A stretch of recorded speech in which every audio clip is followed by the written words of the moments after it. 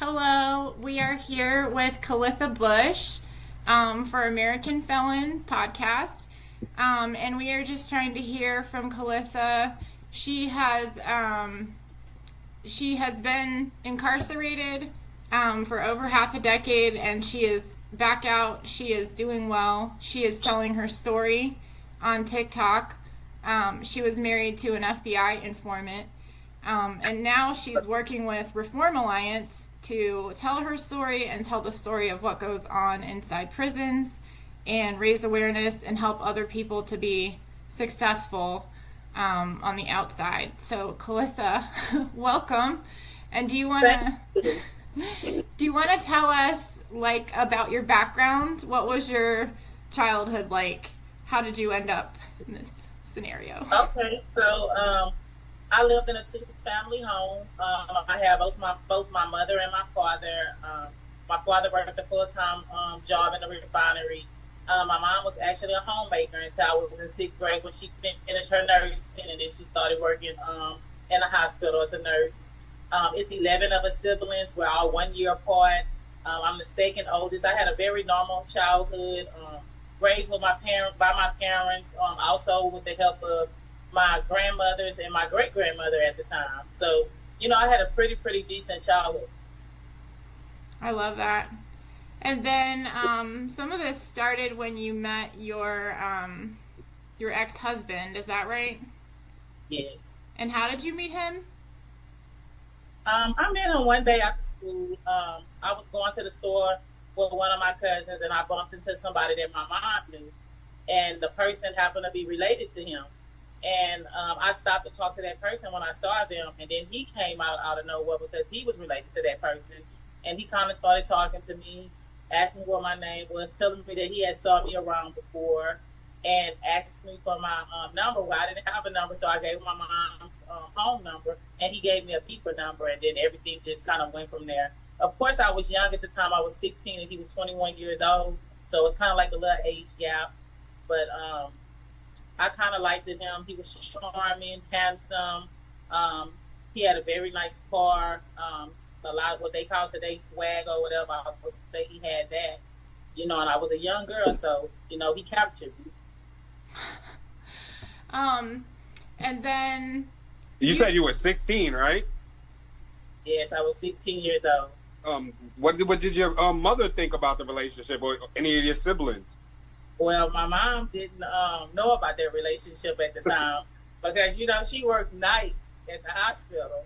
And so I would talk to him. I would page him, and he gave me like a code. I can't remember what the code was. And so he would know it was me. And even if I went to like my cousin's house or somewhere, I would page him from there. He would call me back or whatever. And then eventually he convinced me to sneak out the house. And I was able to sneak out the house one night to go hang out with him for a while. And that's when he kind of told me a little bit about himself and about his dealings and what he did for a living. Because he was like, well, I guess I trust you now. So you said what he did for a living. What was he doing at that time? He was a drug dealer, so he sold drugs to other people. Okay. What type? Marijuana, crack? It was crack cocaine. Did he actually involve you in any of the transactions? No, he never involved me in it. He actually just showed me at that point. He kind of showed me what he did. He took me to his mom's house, brought me in her garage, and said, "You want to know what I do? So let me show you." And then he pulled out a garbage sack out of a washer that was in there, and it contained a whole bunch of circular looking pieces, and he called it cookies or whatever. And I was like, cookies? And then he told me that it was basically drugs, and that don't ever let anyone offer that to me or get that to me. And I was like, oh, okay. But I'm 16, so I didn't know anything about drugs or the drug game or anything like that. So I was pretty much like, okay, it wasn't a big deal to me. Okay. And you were 16, but how old was he? He was 21 years old. Okay. And then how long did it take for you guys to get into a serious relationship? It took a minute because when I found out I was pregnant after we had sex that one time, it was kind of crazy how I found out that I was pregnant. And when I actually got a chance to tell him that I was pregnant, he kind of was like, wait a minute, didn't you tell me you were 18 years old? And I was like, No, I never told you I was 18. I'm 16. I was on a cheerleading squad and everything. And so he pretty much was like, well, you can't tell anybody that I'm the father of the baby and stuff. And I was like, why? He was like, because I could get in a lot of trouble and stuff. And Yeah. so he kind of like distanced himself a little bit, where he would call and just check on me every once in a while, or say that somebody said they saw me and that I didn't look pregnant. It was like little things like that. But, you know, it wasn't anything serious at that point. Okay, so then fast forward. When does it start getting serious? After I have the baby, like after I have this baby, I'm 17 years old or so. I move in with one of my sisters who has her own place, and so when I move in with my sister, then all of a sudden he's there all the time. Like he's there all the time at this point, but he's still basically saying he's not 100% sure about the baby. And so we end up getting like a DNA test to prove that he's the father of the baby or whatever, and it's pretty much go from there. And so did you ended up moving in with him, or did y'all get a place together, or? So we didn't have a place together at that time. So I ended up having a second baby for him, and then that's how he kind of like coerced me into meeting this other lady that I had just had a brief encounter with one time when I was pregnant. And she came running down the street by my mom's, and she was basically chasing after him, screaming his name, and he took off running. And she was like telling me that she was his girlfriend or whatever, and I was like, no, you know, I'm pregnant for him. I'm his girlfriend. And she was like, how old are you? And I was like, I'm 16. And she pretty much turned around and walked out or whatever.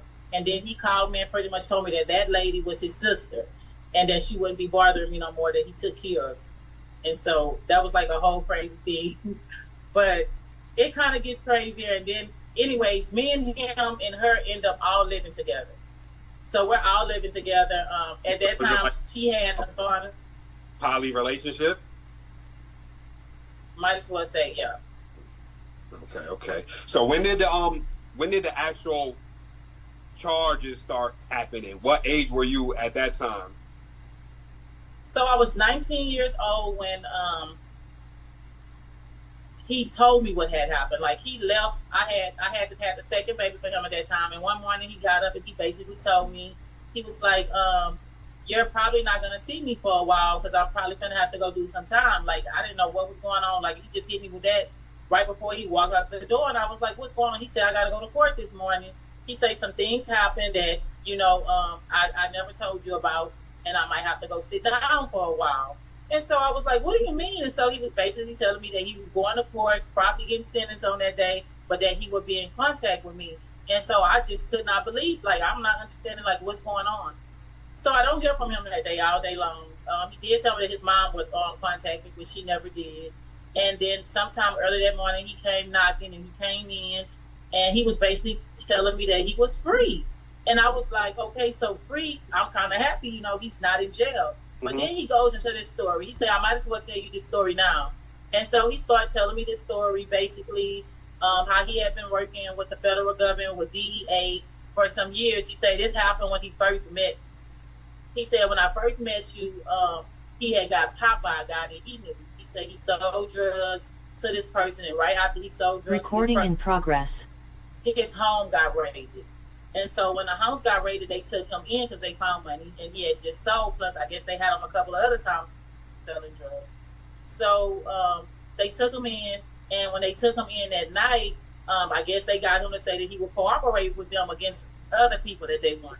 And so he ended up cooperating for some years, undercover, working with FBI, DEA, even taking down some of his family members. One of who I knew, the person that I told you that I knew was one of my mom's friends. Yeah. Was one of his family members that he had also cooperated against. And so during that cooperation, he explained to me that he did something with the government where he worked with them before going to prison, and that, you know, they ended up, when he went to get sentenced, speaking up for him, telling the judge, you know, he did all this and that they didn't recommend a day in jail, and the judge went with him.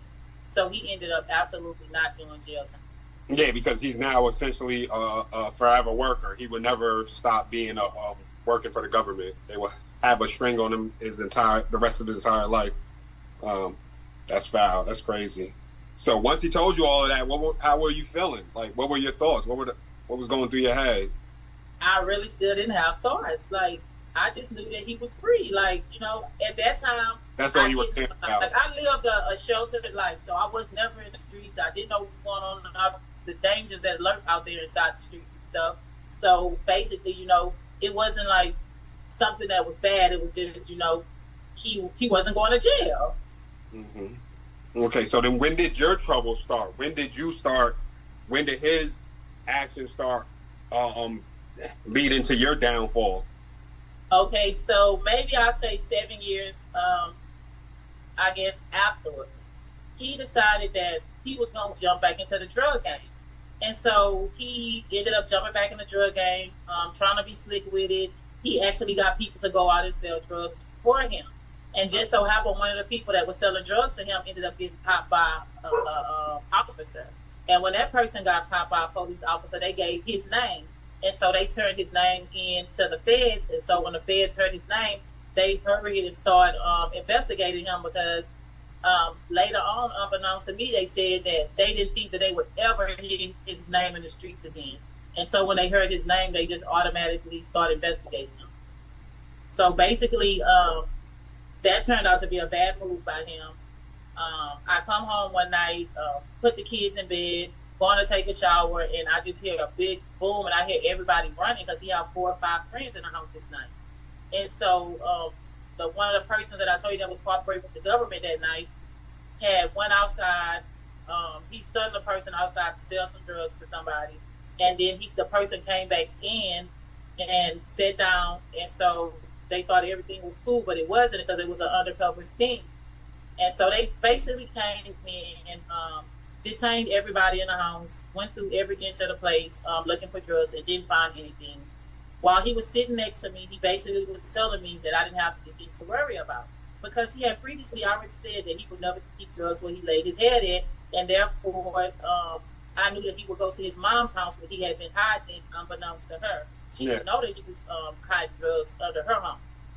And so basically they came in, didn't find anything, but then outside I heard somebody screaming, jackpot, jackpot, because they had dogs ready, everything, ready to run them through. And once they said jackpot, they ran in and they were basically putting him under arrest. And so he started saying it wasn't his drugs, and he started telling me to say that it was my drugs. And out of nowhere, I just basically said, well, what if I did say it was my drugs? And so they had zero tolerance at that time. They basically told me to stand up and put my hands behind my back. If I wanted to play that game, I could go to jail with him.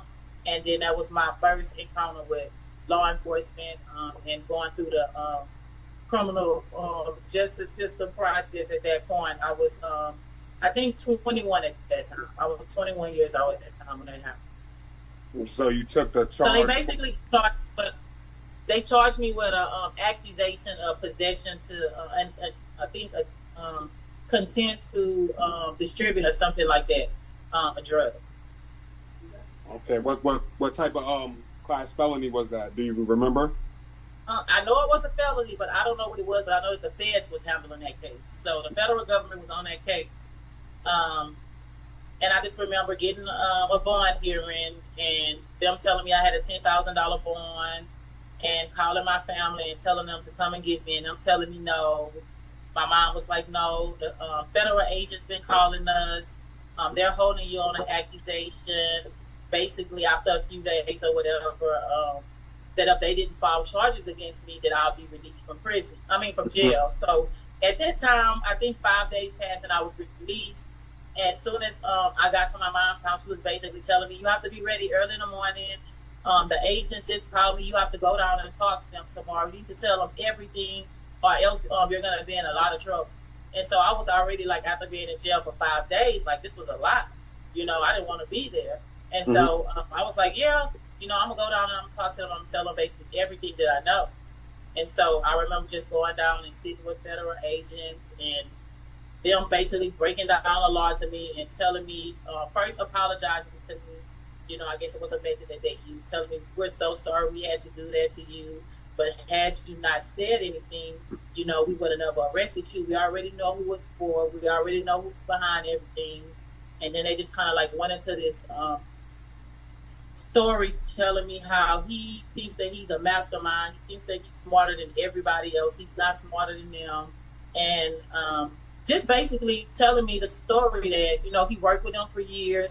He put away a lot of people, even a few of his family members, and how they were going to send him to prison with some of the people that they had he had put away. Yeah. And so he basically telling me that he's going to be gone for a very, very long time, and that I might as well just go on with my life and forget about him. Mm-hmm. I remember me and Dawn. I know Dawn checked out some of the your TikToks, and you mentioned something about the 5K one. Can you do you care to explain what that is for everybody who doesn't know? So a 5K one is basically cooperation with the federal government or the government period before your sentence. So basically, you're out cooperating with the government on your own behalf for sentencing for a reduction at sentence. Okay. So you said that in this one they were like telling you he's going to go away, so he ends up going away before you end up going anywhere, right? In this, yeah. So he ended up he caught that case. They told me basically that he wasn't getting out of it because they had given him a deal of a lifetime, a deal that nobody ever gets. That he should have been gone for at least 40 years at that time. So they basically told me that, you know, he was going to prison that time. And they told me that he was going for a very long time, just move on with my life. So they did end up sending him to prison. It wasn't for the length of time, but they said it was like 7.5, 8 years that he got sentenced to at that time. what did your family think?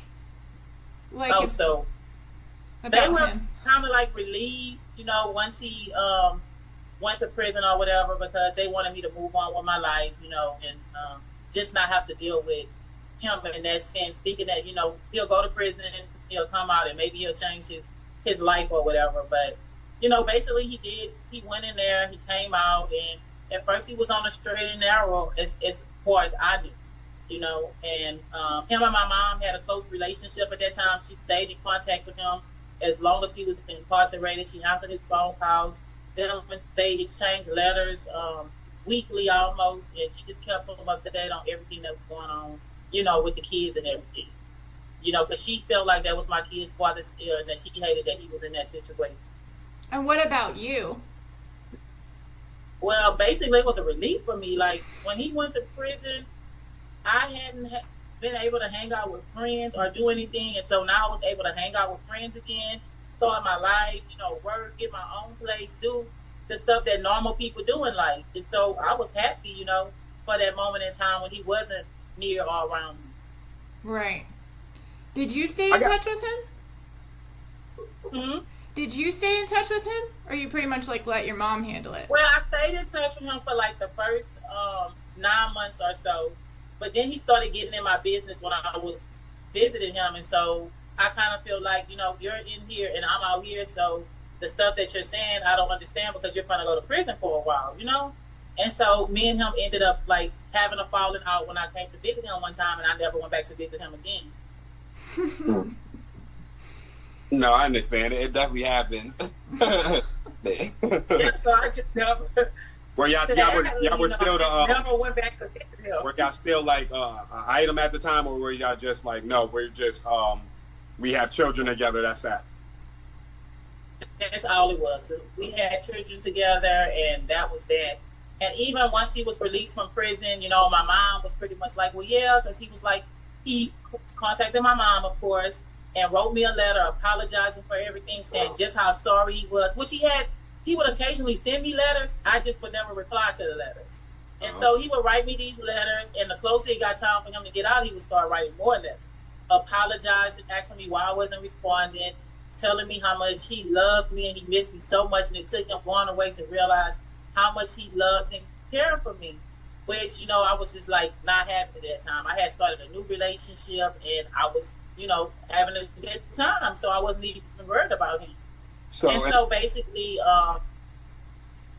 no, go ahead. You know, he came home. We went to the federal complex not to pick him up, but to see him, because he wanted us to come down and see him with the kids. And so me and my mom and the kids, we went down there, met with him, talked to him for a few seconds. He gave all the kids hugs and kisses and stuff, and he had a certain amount of time he had to get to the halfway house. So, of course, he was in a rush to get there or whatever. And so we pretty much parted our way from there.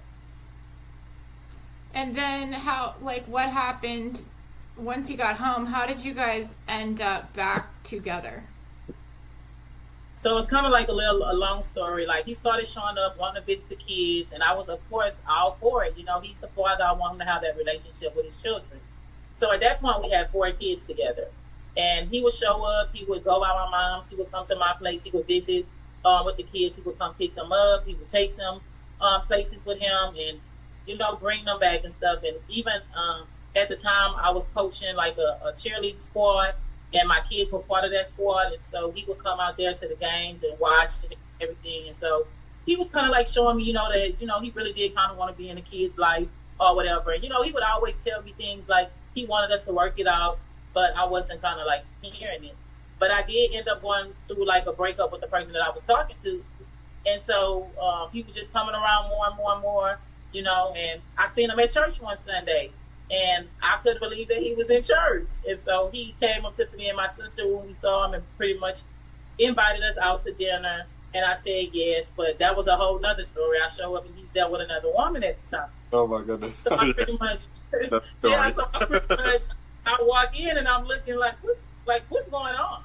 And he heard when he gets up, he's whispering something to her. He gets up, he come over to us and was like, oh, hey, this is my friend. And telling us I'm like, what, we supposed to sit, you still paying for our food? And he's pretty much like, yeah, I got y'all. So we sit next to them and order our food or whatever. They're eating and talking, and we over here eating and talking. And I'm just like, this guy, stop. So y'all get back together. Is this the time that he has the so-called prison concentration company that he's working with?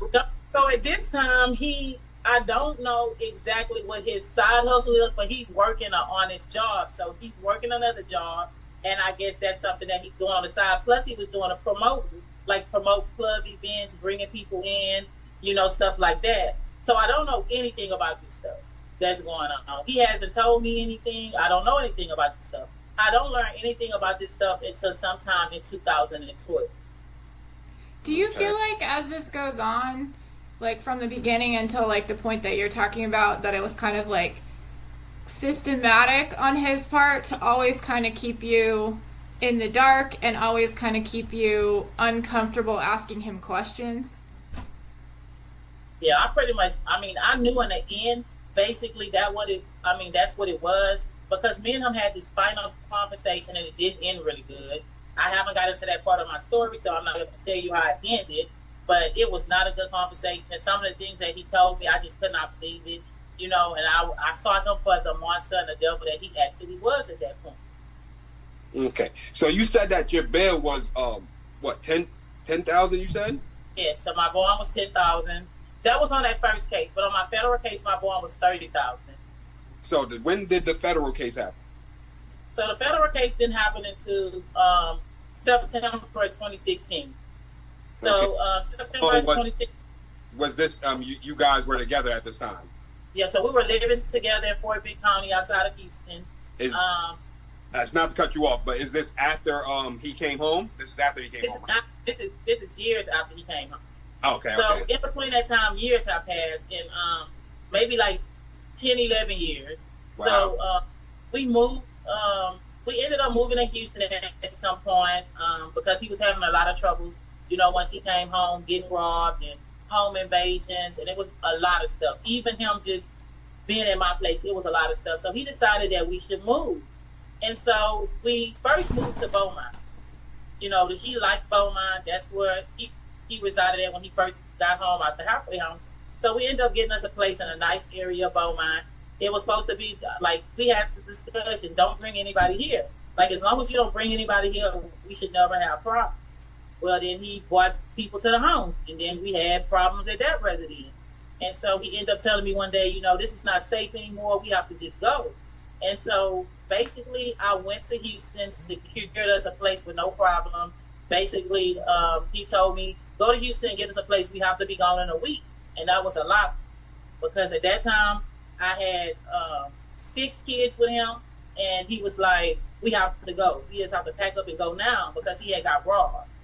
And so he was at fear that somebody that he knew that he had brought to the house was behind him.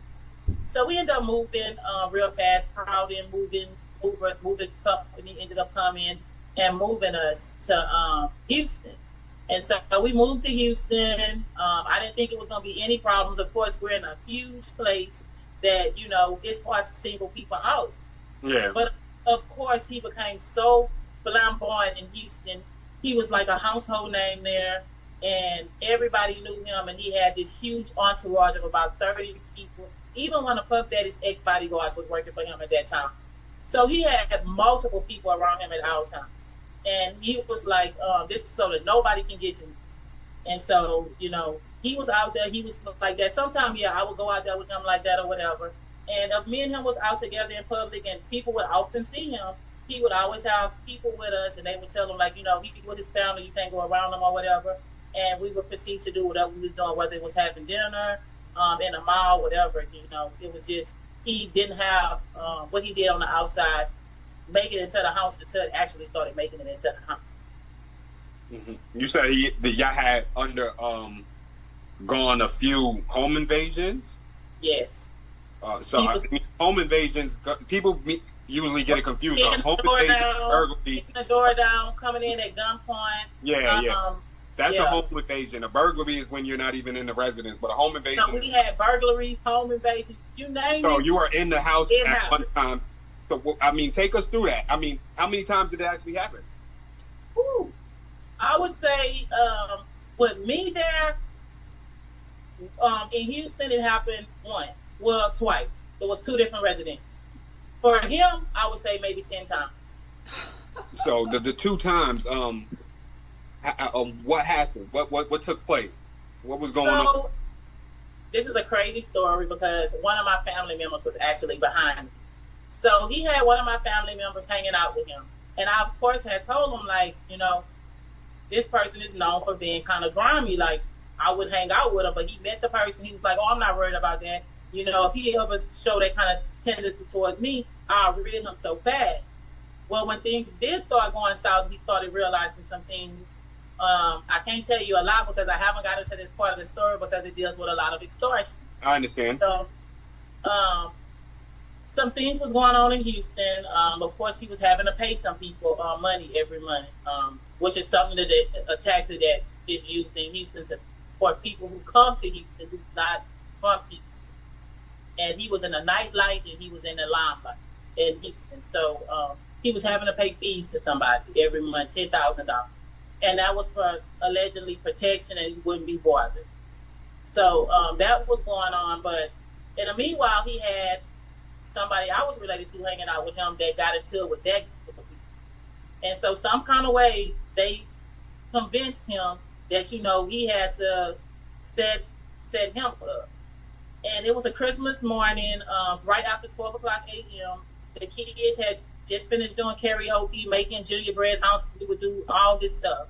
You know, Christmas was a big thing in the house. So I had two of his sons from the relationship with the other lady, the other baby mom, and it was me and our kids all in the house. And he was upstairs because on holidays he normally don't go out.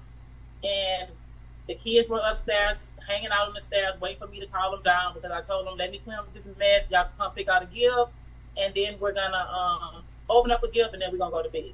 Yeah. Well, I'm basically standing in between the foyer and the dining area, and it's a big boom. At first, I didn't realize, you know, what was happening, and then I hear the kids all, because they were hanging out on the stairs when I had told them to go to their room, and the kids just all start screaming and screaming, saying, somebody's kicking out the door, mama. And so I started panicking, and I had my little son who was 2 years old at the time, and I was standing in between the foyer, and I was stuck. I had planned so many times if something ever happened when I was home, what I would do. Yeah. But at this point, it was happening. It was real time, and it wasn't the first time. It was not the first time that this had happened to me, and I had panicked. And instead of me grabbing my phone that was sitting right here and calling 911, I waited for the door to come down. Like, I literally stood there, and I was waiting for the door to come down. And he ran down the stairs because he heard the kids screaming and hollering, and one of them went in the room and said, Daddy, somebody trying to break in our house and kicking the door.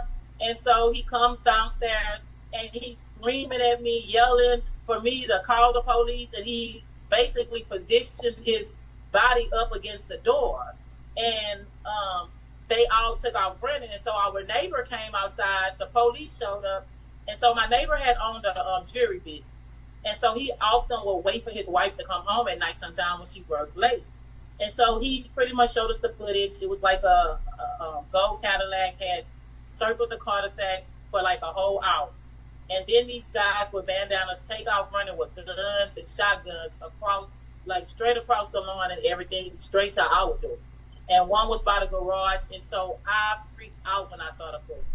And so at that point, he basically, like, our kids were scared. They were terrified. They didn't even want to be home anymore. They was like, we don't want to be here. His kids was ready to go. They was like, hey, we ready to go back home. So everybody was scared. And so I had 2 guns prior, but something happened, and so he made me get rid of the guns.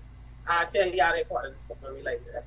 Well, I end up having to go back and get another gun because I was like, there's no way I'm leaving my house no more. Like, I am so sick of this. Like, he was like, well, that's you if you want to stay here, but I'm not going to be here. And so he pretty much started not being home, period, at night. He was like, hey, I could put somebody outside for y'all, all this kind of stuff. And I was like, no, I'm not worried about it.